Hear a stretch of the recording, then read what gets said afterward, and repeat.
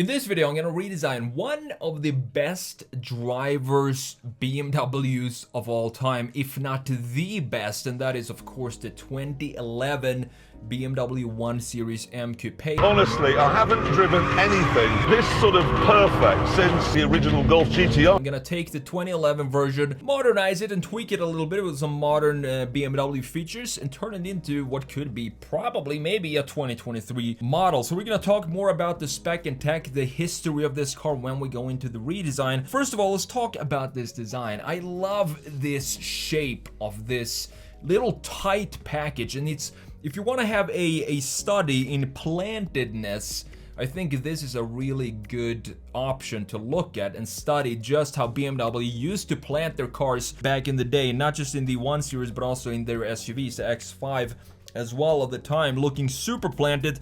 But in this case, it's obviously has a lot to do with these widened fenders that definitely separates it from the normal 1 Series, both in the front and in the rear. And then you have these gorgeous wheels. If I were to buy this car, these wheels, I would definitely not switch those up. I think these are part of the identity of the 1 Series M Coupe, and it's something that I definitely would want to keep on the car. I also like this rather messy front end spoiler. I don't know what it is about it, but it feels like it's pretty unique for this car, and these integrations as well, very similar to the BMW M3 of the time, but still in a unique way when it comes to the styling. I do like these almost friendly looking headlights. They're very big, and I think it suits this small car to have large big eyeballs like that. And looking at the side view, this is where the package and the proportions really comes together. Look at this roofline, for example, how it dips the A-pillar going.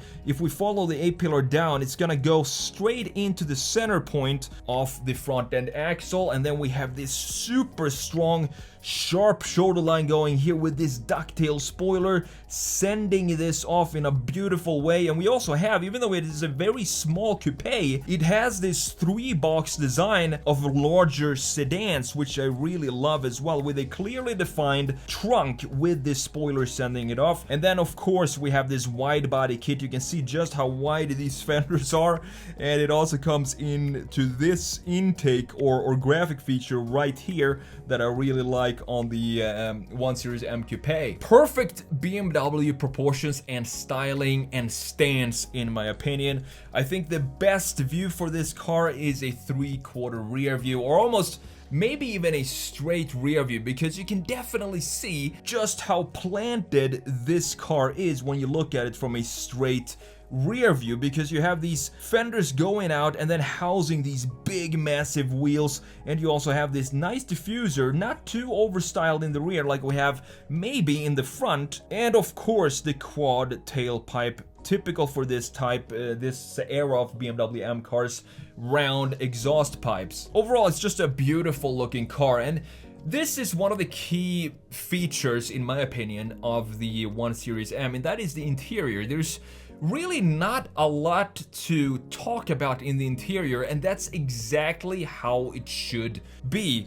Do you need anything else than what you have right here? A big girthy steering wheel with the typical BMW thickness to it, a 6-speed manual transmission, gauge clusters with a nice cap and housing to it, and a big enough infotainment screen up here. You don't need anything else than this, and this is another reason why I love this car, is its simplicity and focus on the driving experience. Alright, so with that said, let's jump into the redesign here and let's see how we can turn this into a 2023 model. So the BMW 1 Series M Coupe was first introduced in 2011, and it was designed to fill a gap in the BMW's lineup between the 135i and the heavier M3. The 1 Series M Coupe was a high-performance sports car with a unique design and very impressive performance performance capabilities. The development began back in 2008 with the goal of creating a high-performance sports car that would appeal to enthusiasts who are looking for something smaller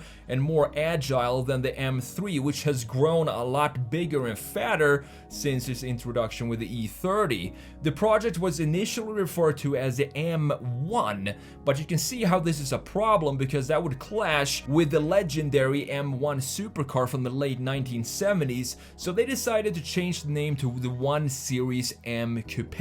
And it was of course based on the 1 Series Coupe, which was introduced in 2007. However, you have some serious changes to the appearance and to the power in the 1 Series M Coupe. It had a more advanced suspension system and a variety of aerodynamic enhancements. BMW also made several modifications to the car exterior styling, including wider fenders, a more aggressive front bumper, and a unique rear spoiler. The design was largely influenced by BMW's racing heritage, the company commitment to high-performance driving, and the desire to create a car that would appeal to younger drivers. The car had a wider track than the standard 1 Series Coupe with flared fenders that gave the car a much more aggressive stance. And as I said, this in my opinion is one of the best stanced car coming out from any car factory ever. The front bumper was also modified with larger air intakes to help cool the car's high-performance engine. The car's rear spoiler was also unique with a more pronounced shape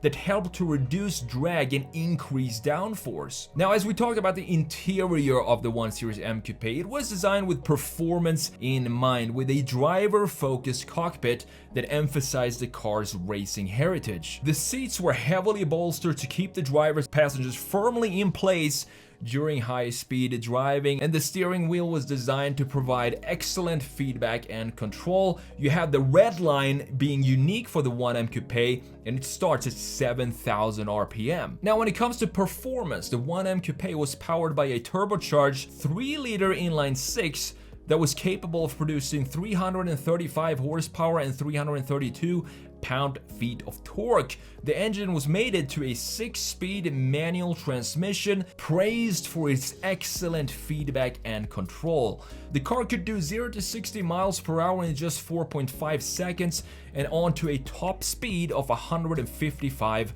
miles per hour. Overall, the BMW 1 Series M Coupe was a unique and exciting addition to BMW's lineup. It was a high-performance sports car that was smaller and more agile than the M3 and heavily influenced by BMW's racing history with a focus on performance and aerodynamics. So when I was redesigning this car, I wanted to of course have the same proportions of the 1M Coupe because I think the proportions, if you just disregard the graphics, these proportions, it can't be any other car than the 1M Coupe when you just look at the silhouette and the proportions of this car. So just working a little bit on the graphics, updating the front end with, I think these kidneys come from a brand new BMW X3, which I modified and made a little narrower and wider to suit this package. The lower part comes from the CSL concept. I think that was back in 2014 or 15. And I of course had to modify that as well to create something that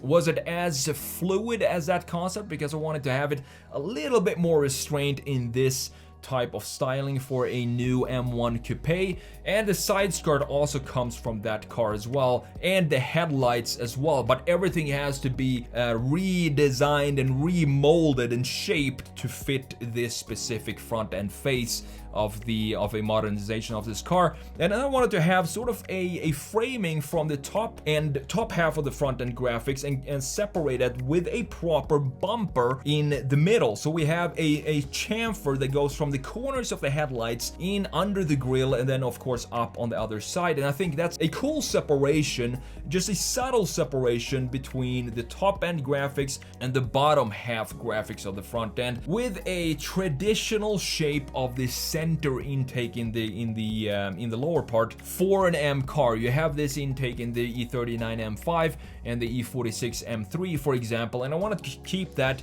here in this design as well. I did yes, changed the dimensions of the wheels a little bit to make them maybe 1 inch bigger or so to fill out specifically this gorgeous big fender in the rear end. It looks so beefy, and I want to have the tire really fit perfectly in that space. This was a really fun redesign to do, and unfortunately I don't know if BMW are making cars like this anymore. The new M2 seems to be promising, but the design just isn't up to what this was. I think this was one of the best looking small coupes of the time and still is today, and the new M2 just looks a little bit weirder than this. It doesn't have the same emotional design to it, which is the case with pretty much all BMWs today. Thanks for watching, and I will see you in the next video.